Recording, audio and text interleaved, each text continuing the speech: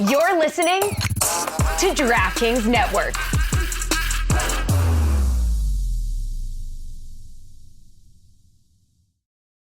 Folks, Smirnoff. I love it. Smirnoff knows there's no I in football. It's a we thing, best enjoyed with good drinks and great company. Home or away, we rally together, cry together, and always rally cry together because there's no I in fandom. Smirnoff, the world's #1 vodka, is perfect for easy, delicious cocktails for fans over 21. As the official vodka partner of the NFL, Smirnoff's award-winning taste has been igniting the collective spirit since 1864. Grab a bottle of Smirnoff at your local retailer and head to Smirnoff.com to find recipes of delicious cocktails perfect for game day. Please drink responsibly. Smirnoff, #21 vodka, distilled from grain, 40% alcohol volume. The Smirnoff Company, New York, New York. Please do not share with anyone under legal drinking age. At your job, do you ever have to deal with a nose roller? How about a snub pulley? Well, if you're installing a new conveyor belt system, dealing with the different components can sound like you're speaking a foreign language. Luckily, you've got a team ready to help. Grainger's technical product specialists are fluent in maintenance, repair, and operations. So whenever you want to talk shop, just reach out. Call, click Grainger.com, or just stop by. Grainger, for the ones who get it done. This is the Dan Le Batard Show with the Stugotz podcast.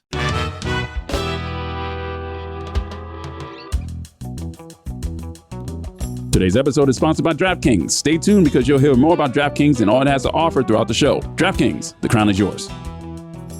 Hey, guys. I mean. Oh, man. Hi. What a day. What a day. Look, we're running lean today. Yeah. Still dealing with the after effects of a virus that swept the entire studio, plus people on vacation. But I think we have what it takes here. We got the right stuff. Yeah. I have a question. I'm going to start with Mike Ryan. Mike, what'd you have for dinner last night? What did I have for dinner? Oh, I cooked a Turkish street cart turkey bowl. Oh, very nice. Jessica, what'd you have for dinner last night? Lehman made me chicken thighs and Brussels sprouts, carrots, and I think that was it. Chicken thighs, the most underrated part of the chicken. Roy, what'd you have for dinner? I baked the chicken breast and had carrots. Okay. 2 for 2 on big chicken. Carrot. A lot of bunnies here. A lot of chicken and carrots, yeah. What you got?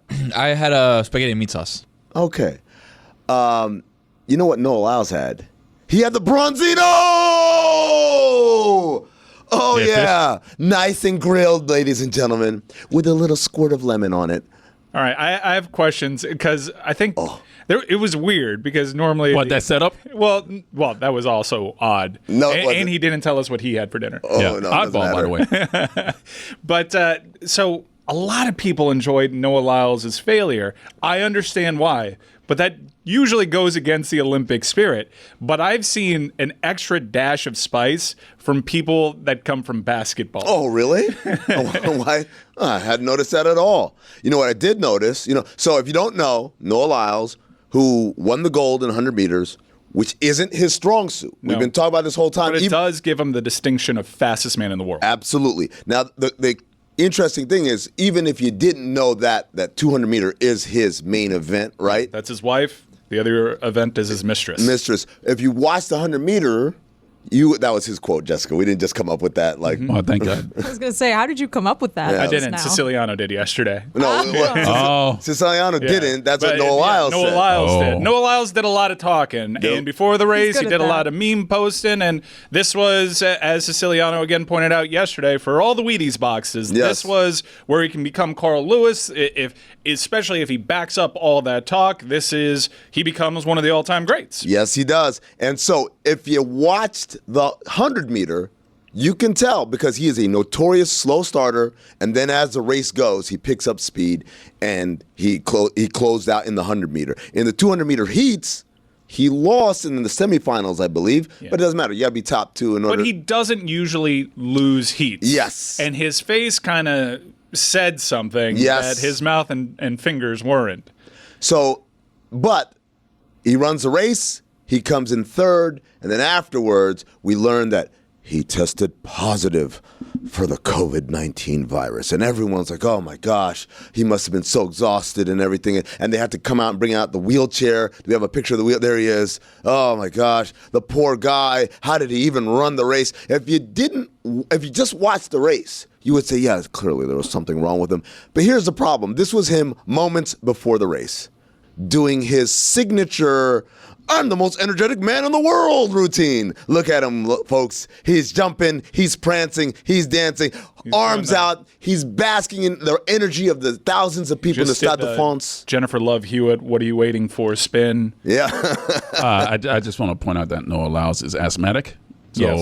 being in the wheelchair is probably a condition of that. Sure. These are all super Wheelchair for asthma? Yeah. Yes. Yeah. I mean, can you walk?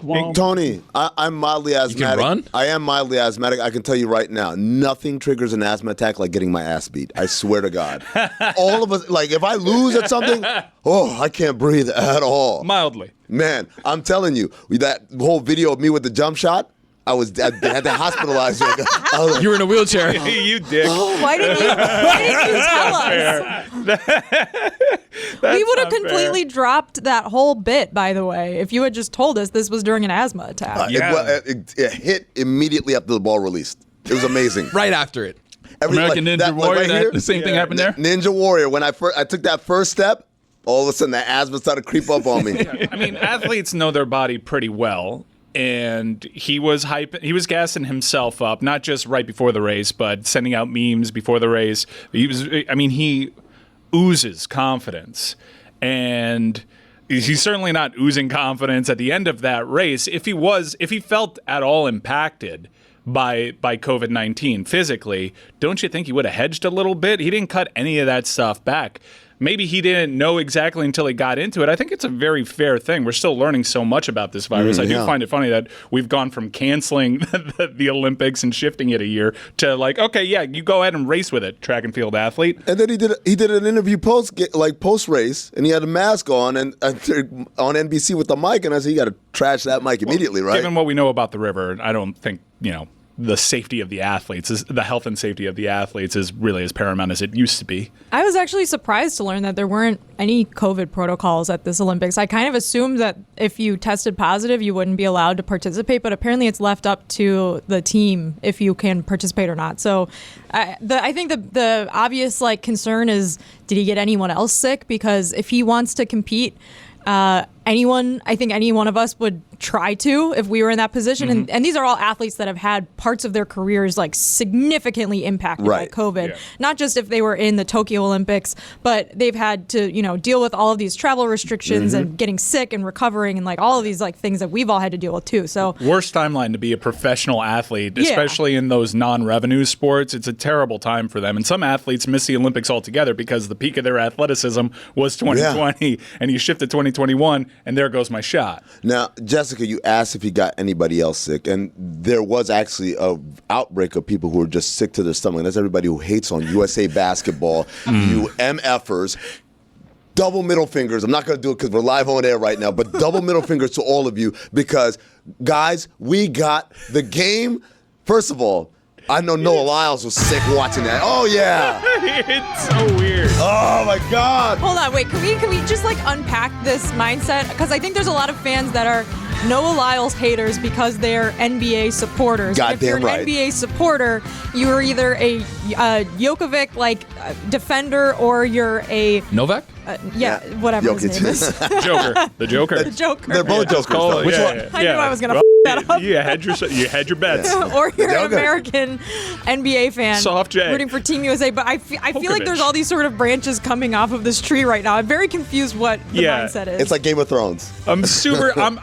I get it. I understand why NBA folks and basketball folks wanted to go at Noah Lyles. I'm curious if Noah Lyles, after that failure, turned on the Serbia-USA game and became the biggest Serbian basketball fan on the planet. Mike, let me tell you, I was watching that game, and I don't think I've ever, other than watching South Sudan, I don't think I've ever cared about Olympic basketball as much as I was like, come on, man. Dude, get him beat out of there. LeBron had that layup. First of all, no. Embiid in the second. In the second, yeah. But dude, there was plenty of frustrating international ball Embiid there. I'm just telling you, first of all, shout out to Grant Hill because he had the foresight. He knew this day was coming. Mm-hmm. If you needed him for one game, it was against Serbia, and he came in and he delivered. But when LeBron hit that layup that was like this, where he could have gone up with his left hand, but he went up with his right hand instead, and they went up one, I think. That's off his of that. offhand, as you know. Yeah, yes, he's quick to remind us. So his right hand is his offhand. Dude, I let out the loudest, most partisan, most xenophobic cheer. Like, yes! I was so ecstatic, man. I need to feel in those ways. I need Team USA to go up against a team that you respect with high stakes. International basketball, especially for the U.S., it's such a skewed perspective because they just kind of sleepwalk through the qualification process. For the World Cup in soccer, it's hard to get to the World Cup. Yeah. The actual tournament, what's known as a World Cup, that's actually the finals. They call it the World Cup finals. Yeah. The qualification process takes years and years, and it's very hard. For Team USA, they sleepwalk through the entire thing. They usually somewhere along the way automatically qualify. So you don't really have the connection points to those teams. You need them to you need to fear. And you feared yesterday because they were live underdogs. They were plus 250 at one point entering that fourth quarter. And then they go on this incredible run. When my boy hit that 4-point play, I was like, "Oh my God, this is over." Who's your boy? I don't know the guy's name. Abramovich. Some Vich somewhere. Yeah, Abramovich. He was killing. He was ripping from three, but at that point, I was like, "Oh," 'cause I think that put him down 14. Yeah. And I was like, "Oh my God, this can't be happening." So I think that was in the second half. Team USA cut it to like 5 or 6, and then we were like, okay, now playtime's over. And then Serbia went on that run again. And I'm like, oh, crap. Like, this is going to need a vintage performance. And we got a vintage performance from LeBron James and Steph Curry at the same time. It was so damn cool to see them cooking at the same time with steaks. I never thought I would say this, right? Dream Team 92, obviously all the legends there. Redeem Team 2008, like that forcefulness and whatever. But I think yesterday was the greatest moment in USA basketball history because we got to see LeBron and Steph Curry at the same time, being great on the same team. Like it felt while like Melo was coaching them.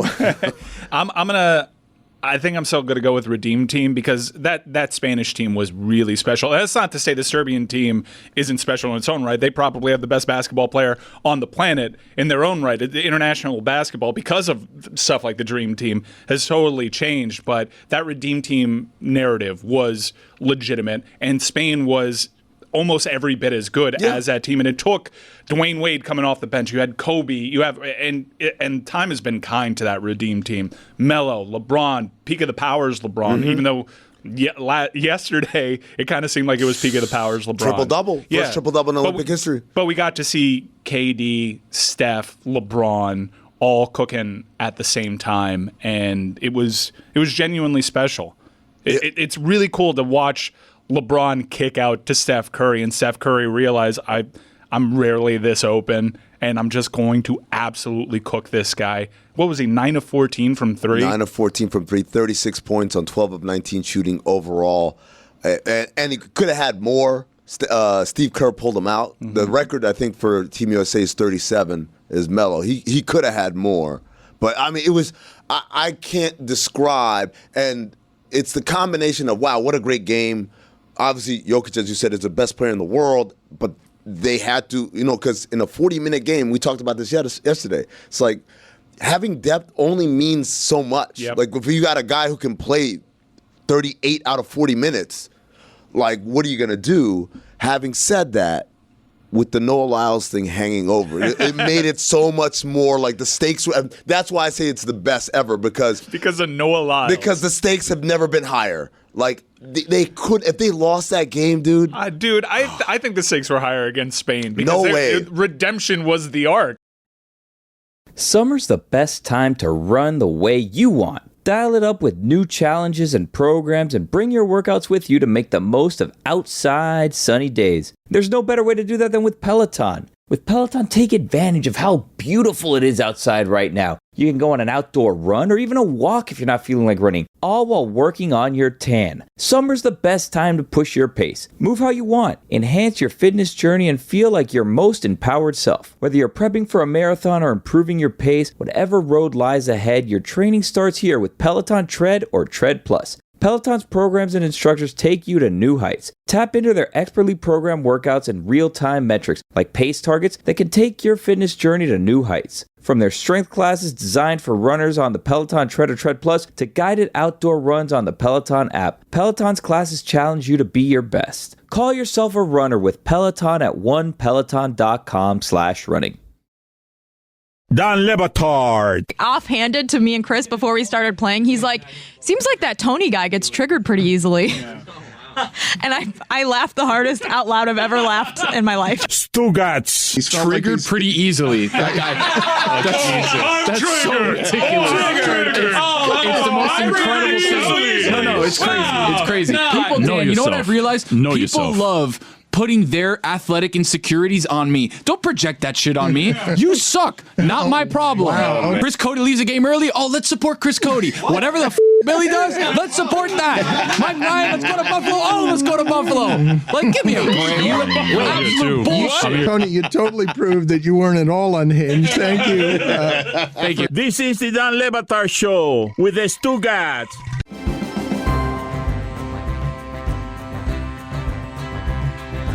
I want to get into the mindset of someone that roots against Noah Lyles, but also roots against Team USA because they like Jokic so much. Because that person definitely exists, and probably there's more of them than we can might be sitting imagine. in the studio with him because Amin's got such a complicated relationship. Dude, I always root for USA basketball. The only time I don't South Sudan is the only time I'm like, I want South Sudan. But it seemed as though your rooting interest wasn't necessarily so much Team USA as it was anti-Noah Lyles. No, yeah, I should adjust that. I honestly don't care most of the time who wins, but like yesterday was one of those ones I'm like, oh, is this what it feels like to be a fan? Like, where you like, I can't have my team lose because then I got to walk in to this room tomorrow or later today and have to hear it from this dude.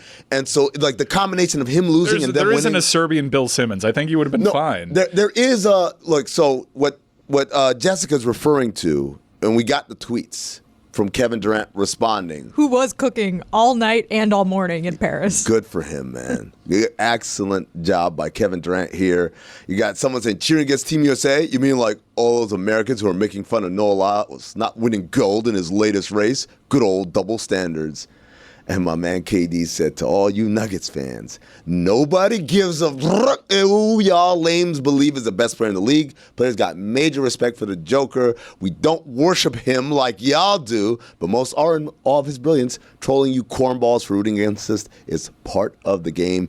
Deal with it. He did the athlete apart, which is a part, one word, as opposed to a part. He also went on. Someone tweeted, this exact thing he's talking about has existed since the inception of the NBA. You think people weren't worshiping MJ and Bird and being divisive then? I hate to be that guy. But it only seems like it's a problem now, like guys like Giannis and Jokic are getting the same treatment.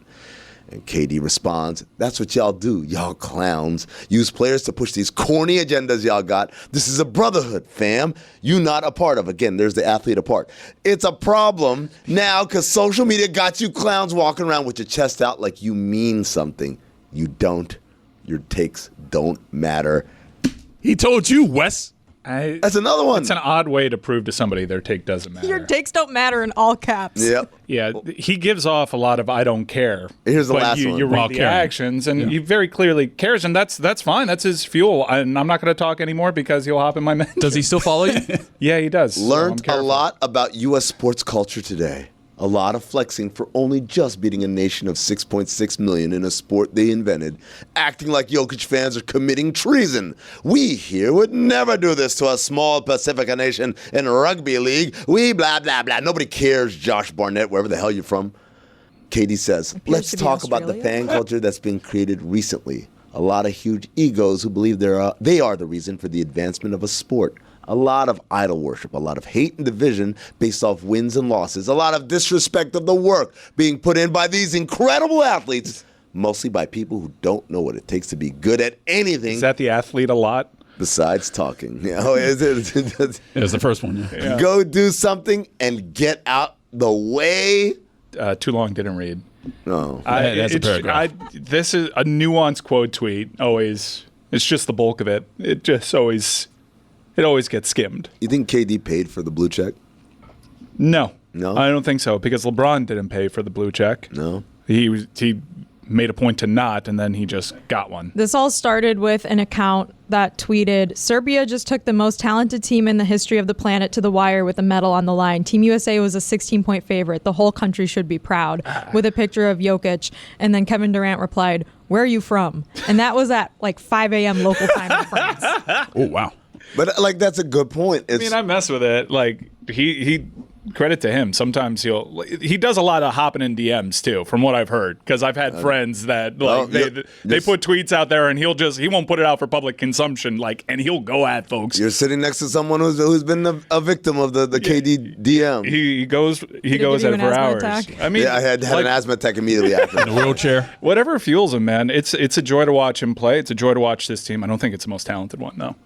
Oh, I don't think it's the most talented one. I'm just saying that was the most invested I've ever been, including 2008, which, by the way, I worked for Team USA 2008. I got a T-shirt for the gold medal, by the way. Oh, yeah? Yeah. Where is it? It's at home. It's one of the... Look at me, Yeah, it's literally one of those. Like a lapel pin? Team USA won gold medal at the Olympics. Do you have an Olympic ring tattoo? Because I think that qualifies. If you worked for Team USA, you can do that. Oh man, look, if I start listing, no, I didn't. This is all remote. This is all from Phoenix. I'm like, I basically, yeah, I had an asthma attack. I couldn't get on the plane for that. You get the Olympic logo tattooed on yourself? Nah, man. Oh, come on. Yeah, that's what we're saying. If he traveled though, I think he qualifies. He can do that. Oh yeah, absolutely.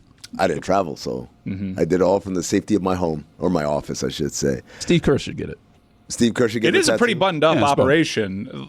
We notoriously here in this country don't fund our Olympic programs, but Team USA basketball is a pretty decent operation. Shout out to the man who kicked that ball rolling, which was Jerry Colangelo. He got it to a place where they were making money, fundraising and stuff like that, and in turn it has funded a bunch of other programs, the youth programs, the women's program, all that stuff. That's Jerry Colangelo who got that going, and Grant Hill is continuing that legacy. Again, USA beat Serbia 95-91 after being down double digits for a lot of that game, and I was elated, and combining that with Noah Lyles in that wheelchair. The first thing I thought of was you know what's the difference between Noah Lyles and NBA players?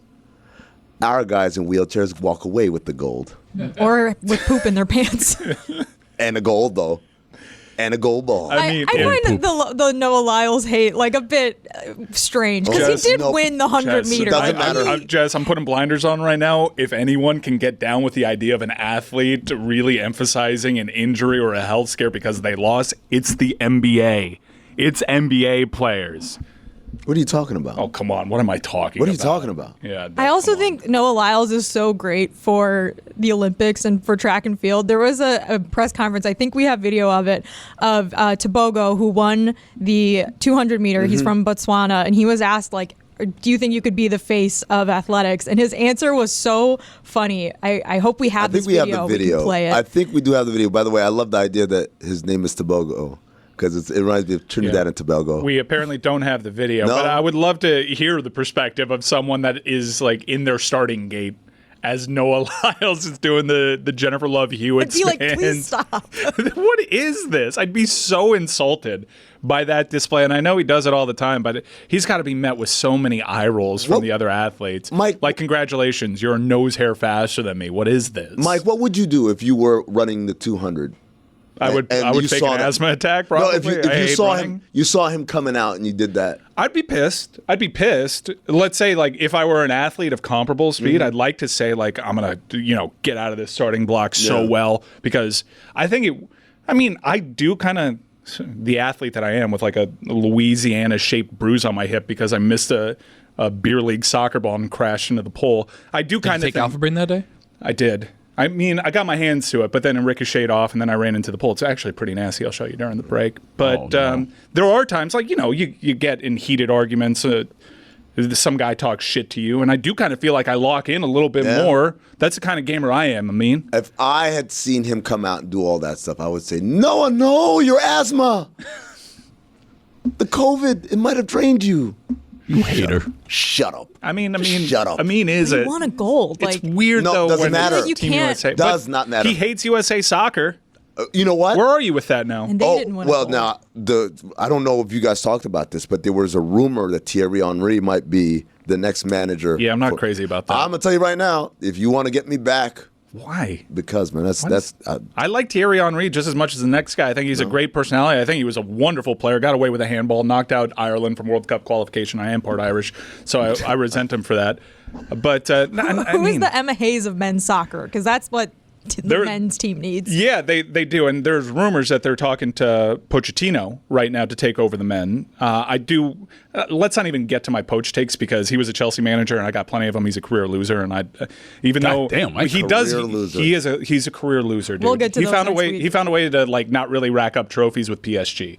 That's amazing when you consider how game the system is for PSG in that league. But I do want to concentrate a little bit about U.S. women's soccer because this is a massive game and it's great storylines because Marta is an icon, one of the greatest soccer players ever, men or women, and she has her send-off game in the gold medal game against Team USA, which Emma Hayes, it may be frustrating sometimes, I know from a substitution perspective, and we can dive in a little bit deeper, Jess, but you know how big of an Emma Hayes fan I am because I used to work with Chelsea. How are you feeling headed into this gold medal match? Honestly, I had very little expectations for this tournament because the team has had such a small amount of time with Emma Hayes so far to get prepped for this Olympics. They've only played a handful of games together. So I was like, okay, if they make it out of the group stage and win one knockout round game, I think that would be a really good, a good follow-up from last year where this team was at rock bottom a year ago when they lost to Sweden in the World Cup. I'm curious who Amin is rooting for, though, because I know he's a big Brazilian men's soccer fan and a Team USA hater in a lot of sports, but not basketball. So what do we do with women's soccer? I love U.S. women's national team. I think they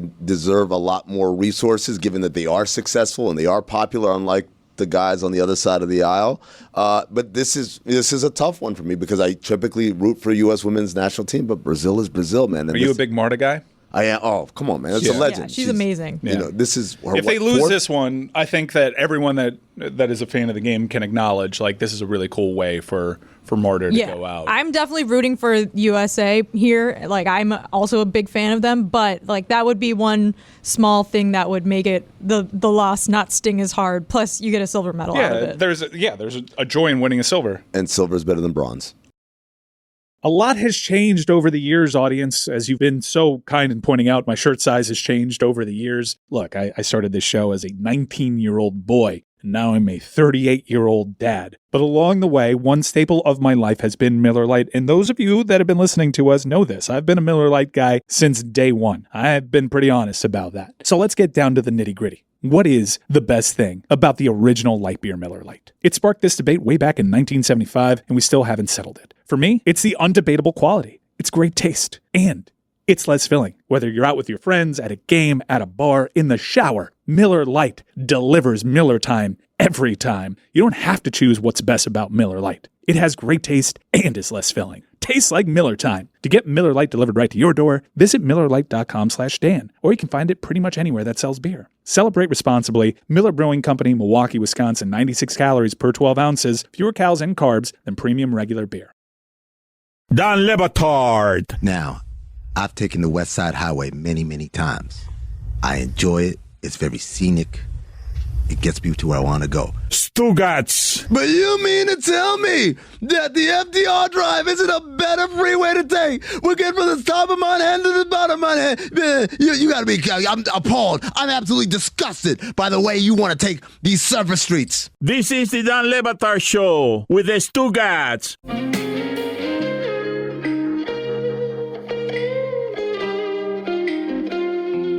Howdy, folks. A lot of good concerts going on. Major League Baseball games are heating up. If you want Major League Baseball tickets, why don't you go to an authorized MLB ticket marketplace. Do yourself a favor and download the Game Time app. Create an account. You should know the deal by now. Use the code DAN, that is DAN, for $20 off your first purchase. Terms apply. Last minute tickets, lowest price, guaranteed. You know how often I am about this life.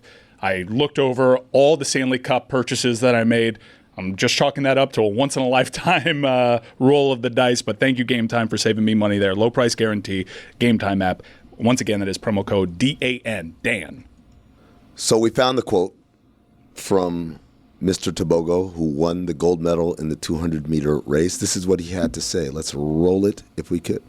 I think for me, I can't be the face of athletics because I'm not an arrogant or a loud person like Noah.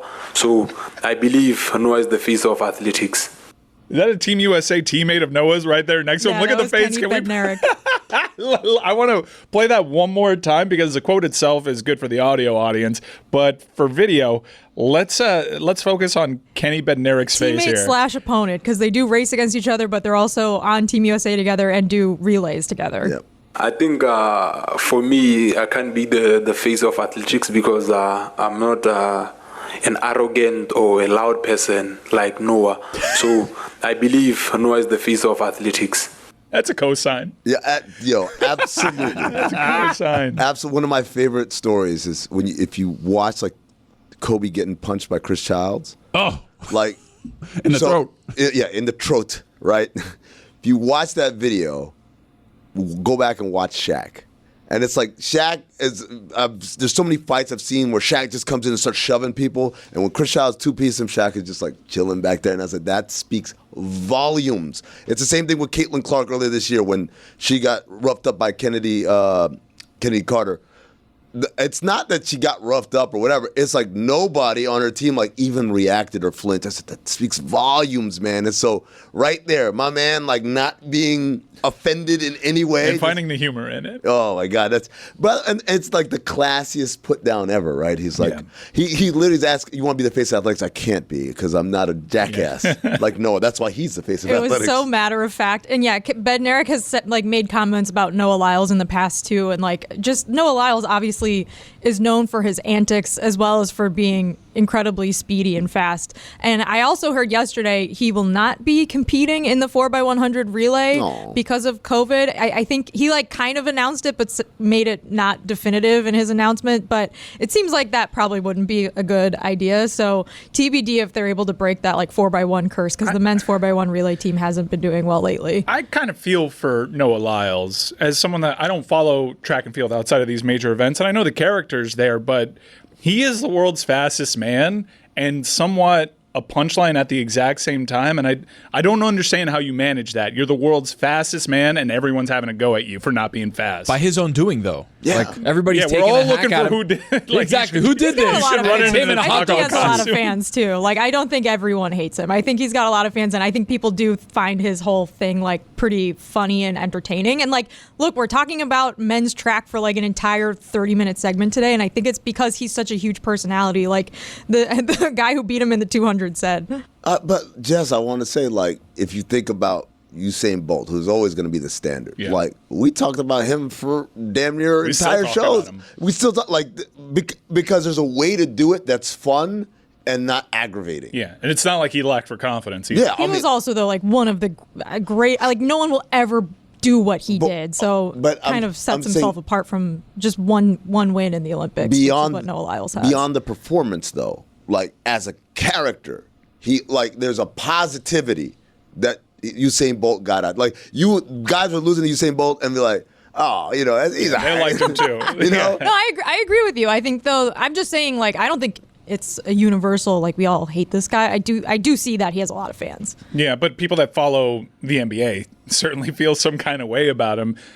I know we're in the days of stand-up and you have to feel really passionately about it. I do kind of, I have some sympathy for what he's going through right now but at the same time, I do find the humor in that you're to blame. If you just did all this humbly, and if you knew that you were sick, why aren't you putting out precautionary measures beforehand to kind of let people know that you're going through some stuff? But he wasn't changing his demeanor at all. He kept true to himself. I would have rather let the whole Olympics end and then reveal, by the way, I was tested positive for COVID, but I still tried and did it out there, whatever. It didn't seem like he wanted it to get out from what I can tell. What about getting in the wheelchair? What's that? I think he was having a legit, like he couldn't breathe attack afterwards. He also couldn't win. Okay, yeah, he didn't win. I'm just sad. There are other things going on there and we got to acknowledge that COVID does probably compound. It's a respiratory illness. Like that definitely compounds his asthma. And it also compounds like as an event goes on. Like if you're before an event and then 20 seconds later it's so bad, I've got to be in a wheelchair. But before it, I can jump and hop and do everything. Before he hadn't like sprinted a 200-meter sprint for a medal in the Olympics. Yeah, he had just. So I buy it if your asthma acts up after the race. What if he wins gold? What are we doing if he wins gold? Is he in the wheelchair if he wins gold, or is he running around? No, he's running around. He's running around. Okay, just making sure. Yeah. But he is telling us that he won gold while having COVID, for sure. Yeah. Well, definitely it's a double-edged sword because on one side, I won bronze, but I'm in a wheelchair, my asthma, but then I overcame if I won gold. I had COVID, I have asthma, like all this stuff. It's like you can't have both sides. It's safe to assume he does not lose heats. It's safe to assume that he had COVID during the heat as well. So, right. I mean, if you have a guy, that's his best event, and he loses, I understand. He did all the cocky stuff on the front end. But it's safe to say this had an impact on him. I don't care. That's fine. You can be a hater. You know what? That's totally fair. You're entitled to being a hater. I'm down with that. Like, I'm glad that you're just wearing it. I'm trying to I'm trying to show the other side, so this show isn't just like us being a bunch of haters all morning. No. I also think that we always complain about oh, this guy's so boring, or this is boring, the sport's boring, blah blah blah. And so for someone to inject some personality in it, whether you like it or not, I think generally is fun. So I got another Olympic especially thought in August that goes with this theme of people talking trash, right? And you guys see the men's 1500 meter? Oh yeah. Right, the rivalry between Kerr of the UK, Ingebrigtsen, and Ingebrigtsen I'm of struggling Norway. with names today. No, explain it to me. Okay, I don't know. Ingebrigtsen won gold at the last Olympics, right? And he is generally considered the best at the 1500 meters in the world, right? But then Kerr, who's from Britain, wins gold at the World Championships last August and starts talking a lot of trash. And so what we've had over the last year pretty much is this war of words. It's not a cold war. It's very outwardly. You don't really see it in that sport where guys are like, I don't like him. I think he's a clown, da-da-da. And the other guy's like, he never says that when I'm around. He never says it to my face. And so we had this whole buildup of these two guys. Who's going to win gold, the world champion or the defending Olympic champion? And then the 1,500-meter race happens, and Team USA comes from nowhere to win gold and bronze, right? Yeah. And, it was basically neck and neck between Kerr and Ingebrigtsen until the last 100 meters. And Ingebrigtsen, I can't say that name. He was setting the pace the whole race, and he was going so fast that the entire time the announcing team was like, this is a blazing speed. This is going to be really hard to keep up for the entire 1,500 meters. And sure enough, he pulled up towards the end and didn't even end up medaling. But do you know what the tactical mistake he made? He had the inside lane, the American runner, Cole Hocker was like, he's not going to be able to pass. If you're going to try to pass, you have to go all the way on the outside. That would have been crazy. But because Kerr was on Ingebrigtsen's right, he was so concerned. They were racing each other. Yeah, and so he goes away from the inside, and that opened the lane. I did see this race, for Cole Hocker to just zoom right up. And I think when that happened, it broke him. It broke Ingebrigtsen because he was so concerned about Kerr. He was like, what the hell? They didn't even get that license plate over there. And zooms right in. Hocker wins. Kerr comes in for the silver, and then Nuguse for USA comes in for the bronze. Notre Dame, by the way. Did he? Yes, he did. Jared Nuguse.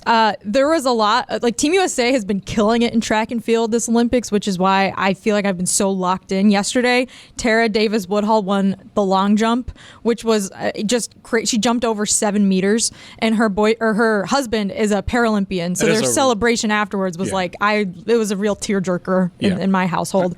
They were on the Today Show this morning. Oh, really? Yeah. Good for them. That's cute. And then Sydney McLaughlin-Levrone with the 400-meter hurdles, just doing the Katie Ledecky thing of she's so far ahead that the rest of the runners weren't even in the picture when she crossed the finish line.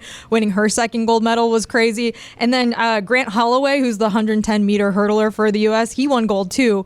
yesterday. So all of this between like 14 o'clock and like 16 o'clock yesterday, I was just so locked into Team USA. Opening ceremonies tend to matter more for the Olympics. It's kind of strange, but Katie Ledecky, you mentioned her. She's going to be the flag bearer for the closing ceremonies.